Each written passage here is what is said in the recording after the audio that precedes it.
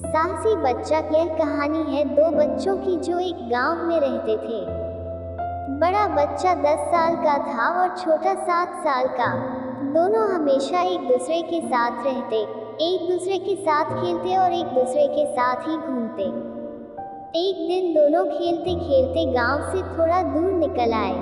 अचानक खेलते खेलते 10 साल के बच्चे का पैर फिसल गया और वह कुएं में गिर गया और जोर जोर से चिल्लाने लगा। अपने दोस्त की आवाज सुनकर जब छोटे बच्चे को इस बात का पता चला तो वह बहुत घबराया। उसने अपने आसपास देखा और मदद के लिए चिल्लाया, लेकिन वहां आसपास कोई नहीं था जो उसकी मदद कर सकता था। अचानक उसकी नजर पास ही पड़ी एक बाल्टी पर पड़ी, जिस पर एक रस्सी बंधी थी। उसने बिना कुछ सोचे वह रस्सी कुएं में फेंकी और अपने दोस्त को उस रस्सी को पकड़ने को बोला। अगले ही पल वह 7 साल का बच्चा उस 10 साल के बच्चे को पागलों की तरह कुएं से बाहर निकालने के लिए खींच रहा था। उस छोटे से बच्चे ने अपने दोस्त को कुएं से बाहर निकालने के लिए अपनी पूरी जान लगा दी। आखिरकार वह बच्चा अपने दोस्त को बचाने में कामयाब हुआ और उसने अपने दोस्त को कुएं से बाहर निकाल लिया। लेकिन उन्हें असली डर तो इस बात का था कि जब वो गांव जाएंगे तो उन्हें बहुत मार पड़ने वाली है। खैर, दोनों डरते डरते गांव पहुंचे और उन्होंने गांव वालों को खेलते खेलते कुएं में गिरने और रस्सी के सहारे छोटे बच्चे द्वारा बड़े बच्चे को बाहर निकालने वाली पूरी बात बता दी। लेकिन गांव वालों ने उनकी बात पर विश्वास नहीं किया और हंसने लगे कि आखिर एक 7 साल का बच्चा एक 10 साल के बच्चे को रस्सी के सहारे कुएं से बाहर कैसे निकाल सकता है। लेकिन वहां मौजूद एक बुजुर्ग ने उन बच्चों की बातों का भरोसा कर लिया।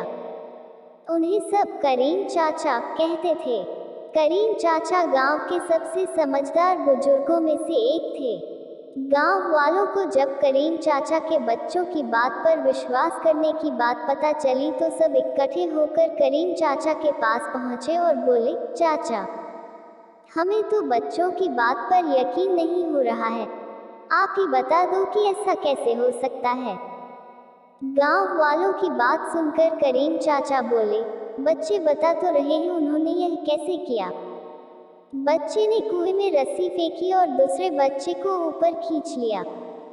गांव वालों को कुछ समझ नहीं आ रहा था।